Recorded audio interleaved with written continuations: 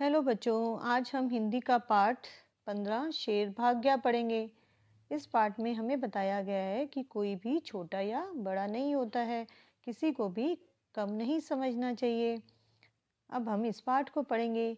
किसी जंगल में एक निर्दयी शेर रहता था। उसके मन में थोड़ी सी भी दया नहीं थी। वह जिसे चाहे मारकर खा जाता था।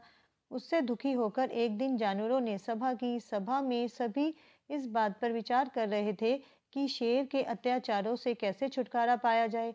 तभी एक छोटी सी मधुमक्खी भिन भिन करने लगी। सभी का ध्यान मधुमक्खी पर गया। मधुमक्खी उड़ते हुए बोली, आप लोग निश्चिंत हो जाइए, शेर को मैं सबक सिखाऊंगी। यह सुनकर सब हंसने लगे। एक छोटी सी मधुमक्खी शेर को सबक सिखाएगी। हिरन ने हंसते हुए कहा। मधुमक्खी ने भिन भिन करते हुए जोर देकर कहा, आप मुझे एक अवसर तो देकर देखिए। एक सप्ताह में शेर जंगल छोड़कर ना भाग जाए तो कहना। हाथी को मधुमक्खी की बात में दम लगा। वह बोला, ठीक है मित्रों, इसे एक अवसर देकर देखते हैं कि एक छोटी मधुमक्खी क्या धमाल कर सकती है। अगले दिन शेर पेड़ के नीचे आराम कर रहा था। तभी मधुमक्खी आकर उसके कान में भिन भिन करने लगी। शेर ने इधर उधर करवट बदली पर मधुमक्खी ने भिनभिनाना नहीं छोड़ा। शेर को गुस्सा आ गया। उसने पंजा दे मारा। मधुमक्खी तो उड़ गई, लेकिन पंजा शेर के अपने कान पर जा लगा। वह दर्द से तड़प उठा।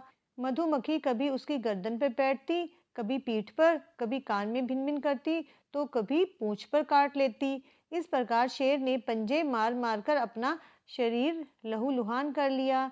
शेर जहाँ जहाँ जाता, मधुमक्खी भी वहाँ वहाँ जाती।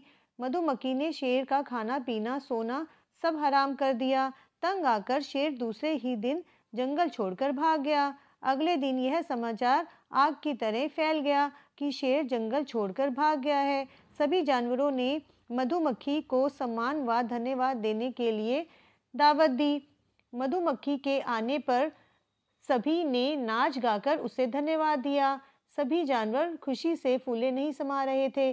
सब मिलकर गीत गा रहे थे। छोटी मक्खी ने कमाल कर दिया, शेर को भगाकर धमाल कर दिया। छोटी मक्खी ने कमाल कर दिया, शेर को भगाकर धमाल कर दिया।